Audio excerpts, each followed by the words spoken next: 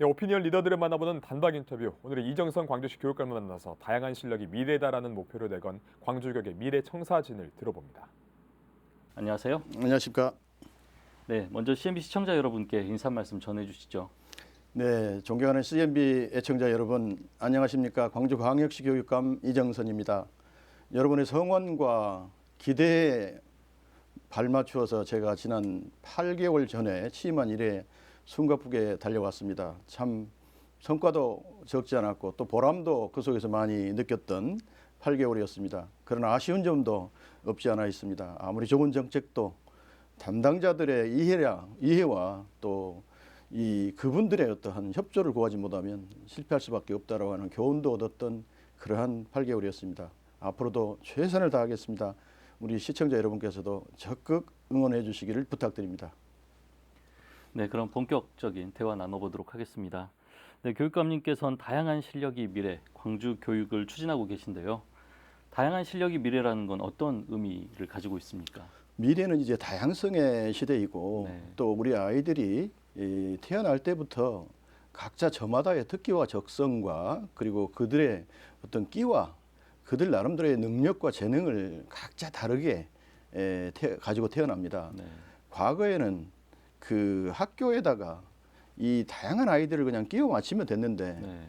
이제는 학생들의 다양성에 맞춰서 학교가 그들에게 이렇게 맞춤형 교육을 하지 않으면 안 되는 시대가 되었고 그들이 가지고 있는 역량을 최대한 발휘했을 때 이것이 실력이 되어지는 네. 이러한 시대가 미래가 되었고 따라서 우리는 광주의 미래 교육을 결국은 이러한 다양한 실력을 학생들의 결대로 키워주는 그래서 공부가 하고 싶은 아이들에게는 공부를 열심히 지원해주고 공부 이외에 다른 분야에서 성공하고 싶은 아이들은 그들의 특기와 적성에 맞춰서 지원을 해주는 이런 방식을 통해서 미래를 준비해주겠다라고 하는 의미입니다.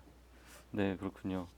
네, 또 최근에 다양성 교육의 일환으로 스터디 카페형 365 스터디 룸을 설치하셨죠. 다양성 교육과는 어떤 연관이 있습니까? 요즘 MZ 세대들은 시킨다고 해서 누가 자기가 하기 싫은 것은 하질 않습니다. 또 자기가 하고 싶은 것은 아무리 하지 마라 해도 최선을 다해서 열심히 다 하죠. 그래서 하고 싶은 마음을 갖게 해준 것이 우리 아이들이 가지고 나오는 다양한 능력을 이렇게 개발해 주는 것이다. 네. 그래서 요즘 우리 아이들에게 이 가장 인기가 있는 이러한 학습 공간은 네. 자기 주도적인 학습을 하면서도 자기가 편안하게 느낄 수 있는 그러한 공간이어야 된다. 네. MZ세대에 맞는 그러한 공간이 이 카페형 스터디룸인데 이거를 이제 우리 학생회에서 자기 주도적으로 운영하게 함으로써 네.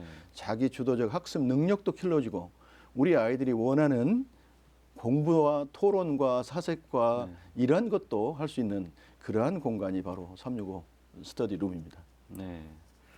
네, 또 기초학력 교육 강화도 주목하고 있는 것으로 알고 있습니다. 초등학생과 중학생들에 대한 기초학력 제도를 마련한다는 것인데요. 왜 필요한 건가요? 기초학력은 아무리 4차 산업혁명 시대이고 AI 시대라 하더라도 기본적인 학습을 할 수 있는 능력이 없으면 다른 어떤 것도 할 수가 없습니다. 네. 그래서 이와 같은 학습 결손이 누적되어지면은 결국은 성인이 되어서도 자기가 원하는 분야의 직업을 갖기도 어렵고 새로운 정보를 얻기도 어렵고 창의성을 기르기도 어렵습니다. 네. 그래서 기본적으로 모든 학생들에게는 기초학력, 삶의 필요로 하는 이 핵심을 가르쳐 주지 않으면 안 된다. 그래서 이제 저희들은 초등학교 때부터 개입을 해서 네. 기초학력 전담교사제, 우리 이 대학생 그 학습 보조교사제 이런 것부터 시작해서 네. 기초학력을 튼튼하게 초등학교 때부터 가르쳐 주기 위해서 모든 제도들을 정비해 놓고 있습니다. 네. 네, 또 오는 2025년부터 고교 학점제가 추진되는데요. 이에 대한 대비는 어떻게 준비하고 계신가요? 광주가 실제로 고교 학점제의 선도 교육청이기도 하고요. 네. 지금까지 저희는 연구학교, 시범학교를 통해서 다양한 노하우를 또 축적해 왔고 최근에는 이제 올 9월에 저희가 개교를 합니다마는 온라인 스쿨이라고 하는 고교 학점제를 보다 효율적으로 운영하기 위한 이러한 학교를 전국에서 4개 시범적으로 운영하는데 저희 광주가 그 대표적인 교육청입니다. 네. 잘 아시는 것처럼 고교 학점제는 학생들이 원하는 교과목을 듣고 졸업 학점을 취득해서 네. 졸업을 하는 이러한 방식인데 현행 학교 제도 하에서는 네. 자기가 듣고 싶은 것을 교 강사들이 제한 때문에 네. 못 들을 수도 있습니다. 그런 경우에 네. 저희 온라인 스쿨에서는 듣고 싶은 모든 과목을 개설해서 양방향, 쌍방향 온라인으로 수업을 함으로써 고교 학점제를 가장 잘 실행할 수 있도록 준비하고 있습니다. 네. 네, 미래 산업과 관련해 학생들의 교육 환경도 변하고 있습니다. 특히 광주시는 미래 먹거리로 AI 산업에 주목하고 있는데요. 시 교육도 이에 발맞춰 여러 가지 정책을 펼치고 있는 것으로 알고 있습니다. 이에 대한 설명 부탁드리겠습니다. 광주가 AI 중점 도시 아니겠습니까? 네. 잘 아시는 것처럼 샌프란시스코에 실리콘밸리가 있죠. 네. 실리콘밸리가 왜 이렇게 지속 가능한 발전을 하고 있는가? 세계적인 최첨단의 이러한 그게 바로 이제 샌프란시스코 교육청에서 어렸을 때부터 컴퓨터 마인딩을 교육했기 때문에 네. 그들이 나와서 그러한 데를 이제 그런 단지를 조성을 하게 된 거고요. 그게 결국은 미래 먹거리가 된 거 아니겠습니까? 네. 그래서 이제 우리 광주도 마찬가지로 초등학교 때부터 AI와 관련되어진 네. 또 미래의 먹거리와 관련되어진 것들을 이제 교육을 하겠다. 교육 과정을 넣어서 그래서 이제 코딩 교육, 소프트웨어 교육, AI 교육 이러한 교육을 할 수 있도록 환경과 시설을 갖추고 그게 필요한 인적 자본, 그러니까 선생님들 네. 이것을 또 만들고 그리고 그것을 갖다가 운영해서 네. 성과를 내는 그러한 미래 교육을 지금 준비해 오고 있고요. 그래서 올 7월이면 네. 우리 중고등학교 학생들은 모두 최첨단의 스마트 기기를 이제 보급받게 될 겁니다. 7월 달에 참 기대가 됩니다. 네, 다음은 공교육에 대한 질문 드리겠습니다. 보편적 교육 복지를 위해 여러 지원금을 확대하고 있는 것으로 알고 있는데요. 어떻게 진행되고 있습니까? 네, 최소한 저희들 어렸을 때 많이 없어서 즉 가난해서 못 배우고 네. 또 배고파서 못 배우고 또 학습 준비를 못 해가서 제대로 수업을 못하는 경우가 참 많이 있었잖아요. 네. 그런데 이제 요즘도 그러한 뭐 대부분의 아이들은 가정에서 이제 지원을 해주지만 복지 사각지대에 있거나 도움을 필요로 하는 아이들이 있거나 네. 그러한 것들을 필요로 하는 아이들이 참 많습니다. 그로 인해서 생기는 것이 뭐냐면 이제 교육 격차가 아니겠습니까? 이제 코로나 시대만 하더라도 집에 컴퓨터가 있는 아이와 없는 아이 간에 네. 온라인 수업을 할 수 있느냐 없느냐 네. 이런 것부터 이 교육 격차가 생기게 되어지는데 우리 광주광역시 교육청은 그러한 교육 격차를 줄이기 위해서 네. 최소한 학교에서 이루어지는 모든 교육 활동에 관련되어진 비용은 다 교육청에서 지원하겠다. 네. 이게 소위 꿈 드림이 프로그램이고요. 네. 그래서 이제 올해 입학 준비금부터 시작해서 우리 아이들의 체험학습비, 네. 수학여행비 그리고 그 이외에 이제 저희가 점차 확대해서 1인당 100만 원씩 초등학교부터 고등학교까지 모든 네. 아이들에게 지원을 해서 누구나 공부하는데 네. 필요한 모든 것을 갖추고 공부할 수 있도록 지원을 하려고 합니다. 알겠습니다. 이제부터는 학교 현장 지원에 대한 이야기를 좀 나눠보겠습니다. 시교육청이 학교 일선의 세밀한 점들을 다 지원하지는 못하는 게 현실이죠. 교육감님께서는 이 간극을 줄이기 위한 정책을 또 펼치고 계시는데요. 이에 대해서 설명 부탁드리겠습니다. 기본적으로 현장에 답이 있고 네. 또 현장 교육을 지원하기 위해서 교육지원청과 교육청은 존재합니다. 네. 다시 말하면 교육청이 존재하는 이유가 아이들의 교육을 잘하기 위해서 있는데 이러한 교육청이 어떤 역할을 해야 할 것인가에 대해서 제대로 방향을 못 잡는다면 아이들의 교육이 제대로 가지 못할 거다. 네. 그래서 저희들은 이번에 3월 1일자로 기구 개편을 했습니다. 네. 그래서 본청을 슬림하고 지원청에다가 모든 권한을 이양하고 네. 지원청이 보다 더 직접적으로 학교 현장을 지원할 수 있도록 하는 기구들을 만들었는데요. 네. 예를 들면 각 지원청에 학교 교육 지원 센터를 각각 만들었어요. 네. 그리고 우리 아이들이 가장 필요한 게 뭐냐면 진학과 진로가 가장 필요하잖아요. 네. 그래서 저희가 진학과 진로과를 새로 만들었습니다.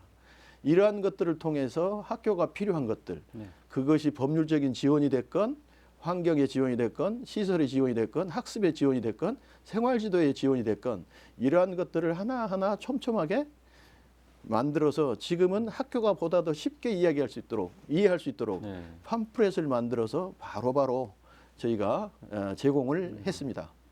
그래서 현장을 더 적극적으로 도와줄 수 있도록 그렇게 하고 있습니다. 네, 알겠습니다. 네, 이제 그렇다면 학교 폭력에 대한 문제로 넘어가 보도록 하겠습니다. 학교 폭력으로부터 안전한 학교를 만들기 위해서 교육감님만의 또 정책이 있습니까? 그랬으면 아마 특허를 냈겠죠. 학교 폭력과 관련되어 이제 많은 네. 정책들이 나왔습니다. 그리고 이 학교 폭력을 줄이기 위해서 굉장히 많이 노력을 해왔는데도 불구하고 학교 사회에서 폭력이 사라지지 않고 있습니다. 폭력이 없는 그런 학교를 만든다면 얼마나 좋겠습니까? 그런데 요즘은 이제 아이들끼리도 폭력이 있고 또 아이들이 선생님에 대한 폭력도 있고 뭐 이러한 폭력들이 다양하게 있어서 일단은 선생님들이 아이들로부터 폭력을 당하는 경우는 법률 지원단을 만들어서 저희가 교권을 보호하기 위해서 이제 여러 가지 노력들을 하고 있고요. 우리 이제 아이들이 폭력을 서로 이렇게 폭력을 하는 경우는 아이들 간에 피해자와 가해자가 있지 않겠습니까? 그래서 피해자와 가해자가 어떻게 하든지 간에 법률적인 판단에 의해서 문제를 해결하기보다는 이 교육장이다 보니까 교육적인 지도와 노력과 훈계와 상담을 통해서 문제를 해결하도록 지금 노력을 많이 하고 있습니다. 그럼에도 불구하고 안 되는 것은 저희가 이제 어쩔 수 없이 위원회에 올리게 되고 그리고 이제 피해 학생들을 따로 또 보호하기 위해서 지세움이라고 하는 저희 교육청 산하에 그러한 기관이 있습니다. 지키고 또 세우고 아이들의 마음의 힘을 이렇게 움직이도록 하자 이렇게 하는 지세움이라고 하는 이러한 곳을 만들어서 우리 아이들이 거기에 와서 다시 회복할 수 있는 상담도 받고 치료도 받고 또 여러 가지 프로그램도 참여하고 회복 프로그램에 참여해서 다시 회복해서 학교로 되돌아갈 수 있도록 그러한 노력들을 지금 하고 있습니다. 지세움 아마 이게 앞으로 잘 되면 학교 부적응 아이들이나 아니면은 그 심리 정서적으로 조금 어려운 아이들 이런 아이들과 더불어서 학교 폭력의 피해자들도 곧 회복할 수 있지 않을까 이렇게 생각합니다.